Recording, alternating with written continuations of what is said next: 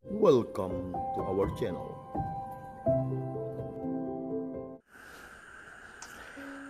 Selamat pagi para pemirsa Riak Sabda yang dikasihi oleh Tuhan kita Yesus Kristus. Berjumpa kembali dalam renungan harian Riak Sabda edisi 7 September 2020, hari biasa pekan ke-23. Nah, mungkin teman-teman yang sudah misa hari Minggu kemarin atau mengikuti misa live streaming itu mendengar bacaan tentang bagaimana Yesus mengajarkan kita untuk menegur teman atau bagaimana cara kita menghadapi teman yang berbuat salah. Nah, kebetulan saya misa di katedral, di gereja katedral kemarin bersama Monsinyur Agus dalam pelantikan DPP Paroki Katedral.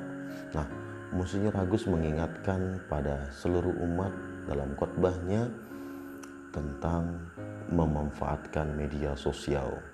Jadi di situ ia mengatakan bahwa jika ada temanmu yang salah, jangan tegur dia melalui media sosial, karena itu akan berakibat fatal atau salah penggunaan media sosial, terutama dalam relasi kita bersama dengan teman. Nah, hari ini Yesus kembali diamat-amati oleh orang-orang Farisi. Nah, di sini ada kata-kata yang mengatakan bahwa ahli-ahli Taurat dan orang Farisi mengamat-amati Yesus kalau ia menyembuhkan hari Sabat, agar mereka mendapat alasan untuk menyalahkan dia. Orang-orang Farisi dan ahli Taurat ini mirip dengan orang zaman sekarang. Jadi terutama anak-anak muda, atau misalnya kita sudah mulai jengkel dengan satu orang, kita mulai mengamat-amati dia. Kalau orang itu ada salah atau apapun, benar apa tidak, benar apa benar. Nah, kadang-kadang seperti itu memang. Rasa jengkel itu atau rasa kesal atau rasa amarah kita terhadap orang lain membuat kita terkadang mulai mencari-cari kesalahan orang tersebut supaya kita bisa menyalahkan dia.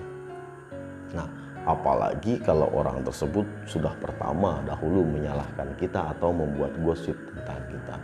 Nah, kita punya kecenderungan untuk membalas itu. Nah, tetapi di sini ingat bahwa di situ Yesus berkata, tetapi Yesus mengetahui pikiran mereka. Teman-teman sekalian, para pemirsa Riak Sabda yang dikasihi oleh Tuhan kita Yesus Kristus, bahwa setiap pikiran jahat yang kita punya di dalam pikiran kita, ingatlah bahwa Tuhan mengetahui itu. Walaupun Tuhan tidak menegur kita secara langsung, tetapi Tuhan mengetahui hal tersebut. Nah, teman-teman sekalian, apa sih sebenarnya yang harus kita lakukan jika ada orang yang berlaku seperti para ahli Taurat dan orang-orang Farisi yang dilakukan sekarang? Ada orang yang mengamat-amati kita, mencari-cari kesalahan kita. Nah, walaupun Yesus sendiri kesal dengan para ahli Taurat, tetapi Yesus tidak menjelek-jelekan ahli-ahli Taurat. Nah, mungkin ingat dalam salah satu perikop mengatakan, Yesus mengatakan kepada orang-orang bahwa ikutilah apa yang mereka katakan, tetapi jangan ikuti apa yang mereka lakukan. Itu berarti Yesus membalas apa yang orang-orang Farisi dan ahli Taurat lakukan kepada dia.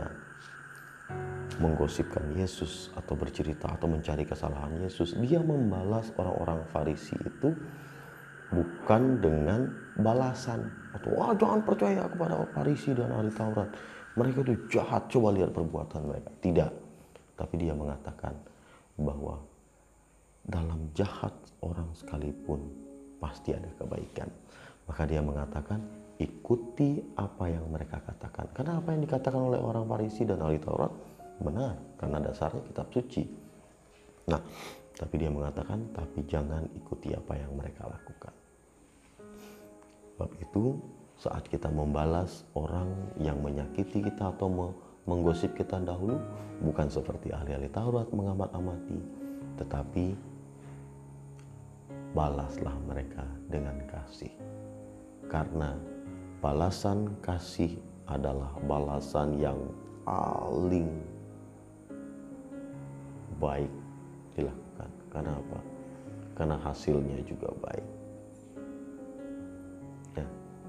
Jadi walaupun orang itu sudah menyakiti kita, tetapi kita membalasnya dengan kasih, tetap menegur sapa mereka, tetap membuat mereka seperti saudara.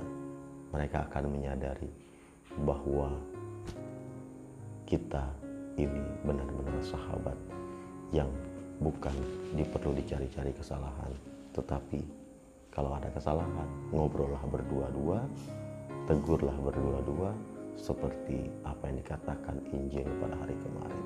Jika ada temanmu berbuat salah, tegurlah dia 4 mata secara personal.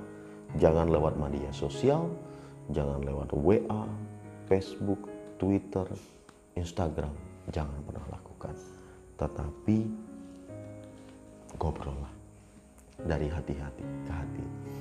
Karena di mana 2 atau 3 orang berkumpul dalam namaku, nama Yesus, pasti kedamaian itu pasti akan datang.